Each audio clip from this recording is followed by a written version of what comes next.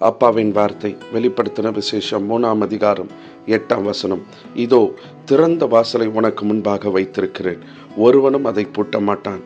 I have set before you an open door, no man can shut it. எனக்கு அன்பான தேவ பிள்ளைகளே, இந்த வார்த்தையின்படி ஆண்டவர் உங்களை இன்றைய தினம் ஆசீர்வதிப்பாராக. உங்களுடைய வாழ்க்கையில எத்தனை கதவுகள் அடைக்கப்பட்டு இருந்தாலும், உங்களுடைய வாழ்க்கையில நீங்கள் உயர்வுகளை காணாதபடிக்கு, மேன்மைகளை பார்க்காதபடிக்கு, ஆசீர்வாதங்களை பெற்றுக்கொள்ளாதபடிக்கு எல்லா வாசல்களும் அடைக்கப்பட்டு இருந்தாலும், கர்த்தர் உங்களுக்காக ஒரு பெரிய ஒரு திறந்த வாசலை இன்றைக்கு கர்த்தர் வைத்திருக்கிறார். ஒருவனும் அதை பூட்ட மாட்டான். No man can shut it.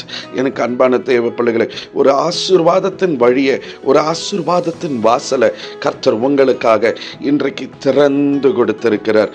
அதன் ஊடாய் பிரவேசியுங்கள், ஆசீர்வாதமாய் இருங்கள். கர்த்தர் தாமே உங்களை ஆசீர்வதிப்பாராக.